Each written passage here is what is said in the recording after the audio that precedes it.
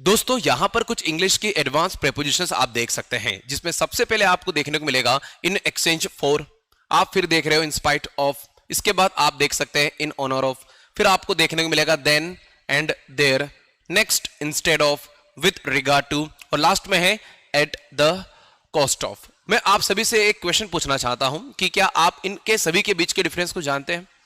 क्या आप ये जानते हैं कि कहां मुझे इन एक्सचेंज फॉर का यूज करना है और कैसे करना है, इसके सेंटेंसेस कैसे होंगे? क्या हम ये जानते हैं कि देन एंड देयर को कैसे यूज करना है, इसके पीछे क्या कॉन्सेप्ट है? ये सब कुछ मैं आज की इस वीडियो में बताने वाला हूं। मैं आप लोगों को सारी चीजें स्टेप बाय स्टेप पढ़ाने वाला हूं। मैं सारे रूल्स और कई सारे सेंटेंसेस देने वाला हूं, जिनकी मदद से आज आप सीखने वाले हो कि इन सभी एडवांस्ड इंग्लिश प्रेपोजिशन को कैसे अपनी इंग्लिश में ऐड करना है और अपनी इंग्लिश को ब्यूटीफाई करना है। दोस्तों सबसे पहले हम डिस्कस करेंगे इन एक्सचेंज फॉर, जिसका हिंदी का मतलब होता है के बदले, किसी चीज के बदले किसी और चीज को रखना या फिर दिखाना। जिसमें सबसे पहला सेंटेंस क्या है? ही टुक अ माई हेल्प, उसने मेरी मदद ली है। इन एक्सचेंज फॉर अ प्रॉमिस, मेरे प्रॉमिस के बदले मेरी उसने मदद की है। तो उसने मुझे क्या दिया है? हेल्प किया है, मैंने बदले में उसको एक प्रॉमिस दिया है।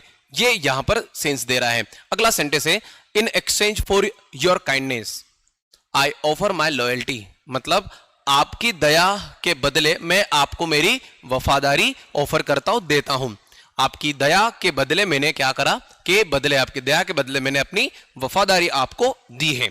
अगला सेंटेंस है शी स्माइल्ड, उसने मुस्कुराया इन एक्सचेंज फॉर हिज गिफ्ट, उसने जो गिफ्ट दिया उसके बदले उसने उसे स्माइल पास किया। अगला he gave me his watch, उसने मुझे उसकी घड़ी दे दी। In exchange for my phone, मेरे फोन के बदले उसने मुझे उसकी घड़ी जो है वो दे दी। आप इन सेंटेंसेस को वीडियो पोस्ट करके भी चाहे तो पढ़ सकते हैं, शायद आप लोग और बेहतर समझ पाएंगे। अगला है she gave her gold ring, उसने उसकी गोल्ड रिंग दे दी। In exchange for some money, कुछ पैसों के बदले मैंने उसे पैसे दिए और उसने क्या दिया? गोल्ड रिंग दे दिया। तो कुल मिलाकर पहला जो यूज था इन एक्सचेंज फॉर, एक्सचेंज का मतलब क्या होता है? चेंज करना, मैंने आपको कुछ देना, आपसे कुछ ले जाना। बस इसी को ध्यान में रखते हुए आप लोग यहां पर आज का पहला कॉन्सेप्ट लगा सकते हैं। अगले कॉन्सेप्ट की बात करता हूं, जिसका सेंस है विथ रिगार्ड टू। अगला जो कॉन्सेप्ट है वो कौन सा है? विथ रिगार्ड टू, मतलब होता है के संबंध में, के बारे में। इसके कई बेसिक प्रेपोजिशंस भी है, लेकिन एडवांस चीजें पढ़ रहे हैं, इस वजह से मैं इसे आज आप लोगों के बीच में पढ़ा रहा हूं। सबसे पहला सेंटेंस देख लो आप लोग, प्लीज कॉन्टेक्ट मी, मुझे कॉन्टेक्ट करिएगा। किस संबंध में? जॉब ओपनिंग की। कहीं पर अगर जॉब है, कहीं पर जॉब दिख रही है, तो उस संबंध में, उसके बारे में आप जो है मुझे कांटेक्ट करें। अगर आप चाहे तो यहां पर कई सारी बेसिक प्रेपोजिशंस है, जैसे अबाउट, रिलेटेड, रिगार्डिंग, ठीक है ना, इन सबका यूज किया जा सकता है, लेकिन ये भी उनसे कम नहीं है। अगला with regard to your complaint, आपकी कंप्लेंट के संबंध में या के बारे में। We are investigating the matter, हम आपकी जो कंप्लेंट आई थी उसके संबंध में हम लोग क्या कर रहे हैं? इन्वेस्टिगेट कर रहे हैं उस मुद्दे को, उस मैटर को हम इन्वेस्टिगेट कर रहे हैं। With regard to safety measures, safety को ध्यान में रखने के संबंध में नए rules have been implemented. Implement मतलब यहां पर नए रूल्स लागू किए गए हैं। किस चीज के संबंध में? सेफ्टी को देखते हुए। यहां पर भी आप एक सेंटेंस देख रहे हो, आप चाहो तो फॉर सेफ्टी मेजर्स भी हो सकता है, अबाउट सेफ्टी मेजर्स भी हो सकता है। इसके लिए आप लोग बेसिक भी यूज कर सकते हो। अगला with regard to the budget, we need to cut costs, मतलब बजट के संबंध में हमें क्या कट करने की जरूरत है? कीमतों पर थोड़ा सा कटौती की जरूरत है। कुल मिलाकर विथ रिगार्ड टू, यहां चाहो तो रिलेटेड का भी यूज किया जा सकता है कि related to the budget we need to cut costs. तो कुल मिलाकर आप सेकेंड कॉन्सेप्ट में क्या देख रहे हैं? के संबंध में या के बारे में आप लोग यहां पर जो यूज करते हैं वो है with regard to.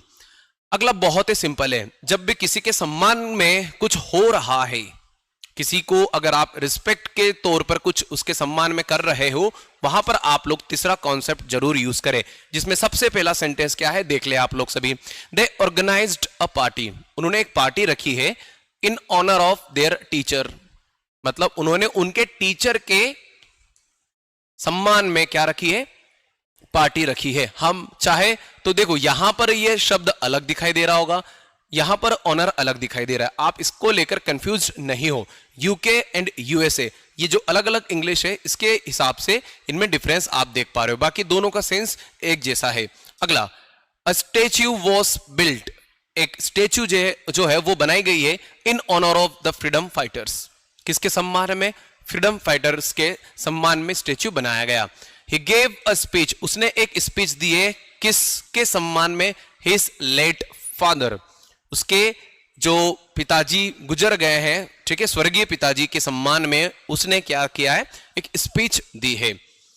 The street was renamed, the street was renamed, एक गली है जिसको नाम दिया गया है in honour of a famous poet, किसके सम्मान में? एक फेमस पोएट के सम्मान में। एंड द लास्ट सेंटेंस है द टीम वोर, पहनना जो होता है ना वियर, उसका ही ये पास्ट फॉर्म है, ब्लैक बैंड्स, टीम ने एक ब्लैक बैंड आपने देखा होगा टीम पहनते हाथ में, इन ऑनर ऑफ, किस चीज के सम्मान में? The player who passed away, उस प्लेयर के सम्मान में जो पास्ड अवे, जिसका निधन हो गया। तो ये तीन जो कॉन्सेप्ट्स मैंने आप लोगों को पढ़ाए, इनमें सेंटेंसेस भी है, आप लगे तो वीडियो को पॉज कर लीजिए और फिर आगे बढ़िए। दोस्तों अगला जो कॉन्सेप्ट मैं आपको पढ़ाने वाला हूं वो है एट द कॉस्ट ऑफ, जिसका मतलब होता है कि कीमत पर या केबल पर। कुल मिलाकर कुछ भी अगर आप कर रहे हो तो उसके पीछे क्या सेक्रीफाइस आपने किया है वो बात को अगर बताना हो तो वहां पर आप लोग ये 4 सेंटेंसेस सीखेंगे और इसके बेस पर आप अपनी स्पीकिंग में भी इन्हें ऐड करेंगे। चलिए सबसे पहला सेंटेंस क्या है वो देख लीजिए। दे सेव्ड द कंपनी, उन्होंने कंपनी को बचा दिया eight the cost of their personal time, उसके लिए उन्होंने क्या सेक्रीफाइस किया है? उनका खुद का समय, मींस उन्होंने अपना पर्सनल समय देकर मेहनत करके उस कंपनी को बचाया है, जिसका हिंदी क्या होकर आ रहा है कि they saved the company at the cost of their personal time, किस कीमत पर? उनके खुद के निजी समय के कीमत पर उन्होंने उस कंपनी को बचा लिया।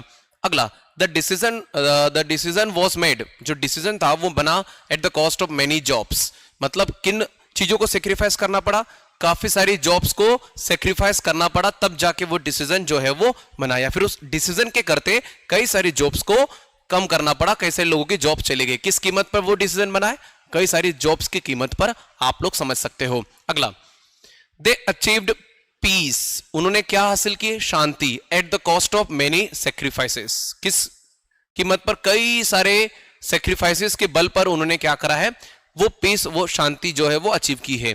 Last, the project was completed, project जो हुआ है eight the cost of over time work, over time किया कई सारे लोगों ने, उस कीमत पर वो प्रोजेक्ट जो था वो पूरा हुआ। तो जब भी आप कहना चाहते हो की कीमत पर, वहां पर लगा दो एट द कॉस्ट ऑफ। ये सेंटेंसेस आप लोग पढ़िए और अपनी खुद की प्रैक्टिस करिए। अगला है डिस्पाइट, इंस्पाइट ऑफ। बहुत सारे लोग कंफ्यूज्ड होते हैं कि क्या इनमें कोई डिफरेंस है। मैं फिर आपको बताना चाहूंगा इनमें कोई डिफरेंस नहीं है। जहां आपको डिस्पाइट लगाने की इच्छा हो वहीं पर आप इंस्पाइट ऑफ का भी यूज कर सकते हो, एक दूसरे के भाई है ये। इनका हिंदी क्या होता है? के बावजूद होते हुए भी। कुल मिलाकर जब दो आइडियाज के बीच में कॉन्ट्रास्ट हो रहा है, मतलब कुछ हो तो रहा है लेकिन उसके साथ साथ उसमें जो भी ऑब्स्टिकल्स आ रहे हैं या जो भी डिफिकल्टीज आ रही है उसको भी फेस कर रहे हैं, प्लस उसको करते करते काम को हम लोग कर रहे हैं। कुछ सेंटेंसेस देख लो, मेरा कहना आप समझ जाओगे। सबसे पहला सेंटेंस है कि डिस्पाइट द रेन, मैं चाहूं तो यहां लिख सकता हूं इंस्पाइट ऑफ द रेन, दोनों एक जैसे हैं। We went for a walk, अच्छा मुझे बताइए जब बारिश होती है तो क्या वॉक पे जाया जाता है? नहीं, लेकिन यहां कॉन्ट्रास्ट हो रहा है, दो अलग अलग आइडियाज है, बारिश का होना और वॉक, दो में से एक ही कुछ हो सकता है, लेकिन यहां दोनों हो रहे हैं, मतलब काम हो रहा है, उसके साथ में जो प्रॉब्लम्स है उसको भी हम टेकल करते हुए चल रहे हैं। तो हिंदी निकल कर आ रही है कि बारिश के बावजूद भी हम वॉक के लिए गए।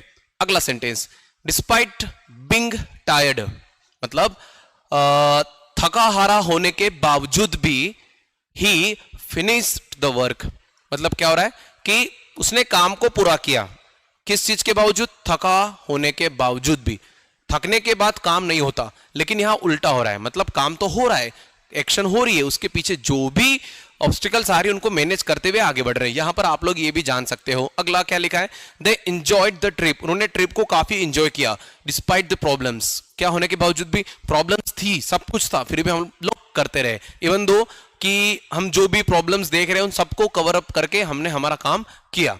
डिस्पाइट द डिले, मैं चाहूं तो इंस्पाइट ऑफ का भी यूज यहां पर भी किया जा सकता है। द इवेंट वॉज सक्सेसफुल, थोड़ा देरी हो गई थी, उसके बावजूद भी इवेंट जो था वो सक्सेसफुल रहा।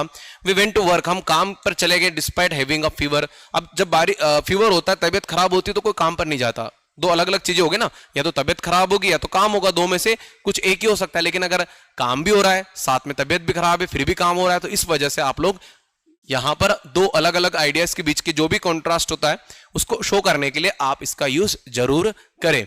चलो नेक्स्ट देख लेते हैं, देन एंड देयर। सुनने में थोड़ा अजीब लग रहा है, फर्स्ट एंड फॉरमोस्ट ये कोई प्रेपोजिशन नहीं है, एक फ्रेज है जो मैं आप लोगों को पढ़ा रहा हूं विथ प्रेपोजिशंस, उसी समय या वहीं पर।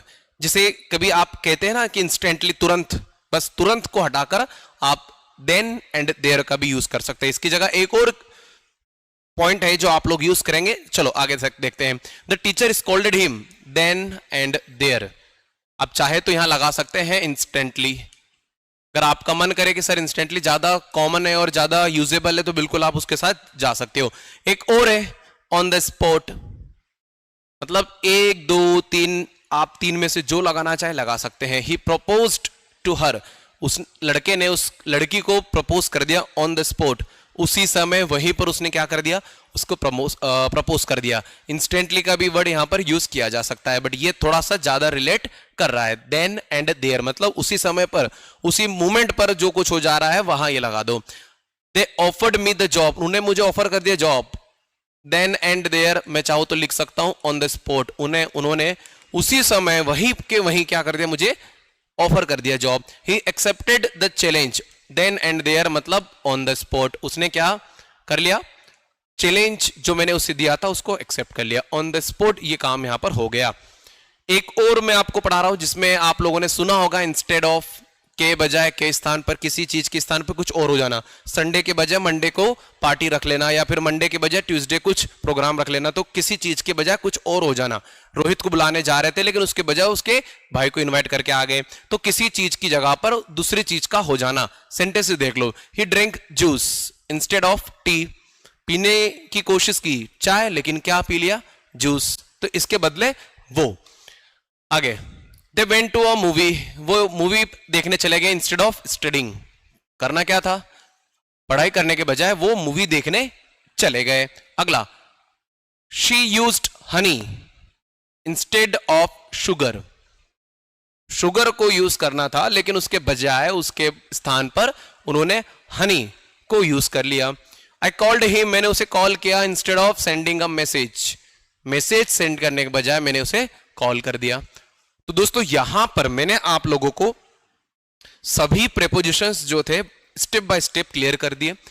आप लोगों को हर एक प्रेपोजिशन का, हर एक फ्रेज का चार पांच सेंटेंसेस दिए। अब आप करना क्या होगा, मुझे कमेंट करके आप लोग एक एक दो सेंटेंस जरूर बताएं, ताकि आप लोग सही है गलत है ये आप लोगों को पता चले सबसे पहले, और दूसरा हमें पता लगे कि आप कितना बेहतर वे में इन चीजों को सीख रहे हैं और समझ रहे हैं। चलिए, तो आज की इस वीडियो के लिए इतना इनफ रखता हूं, मिलता हूं मैं आप सभी से अगली वीडियो में। तब तक के लिए thank you so much for watching this video, thanks a lot.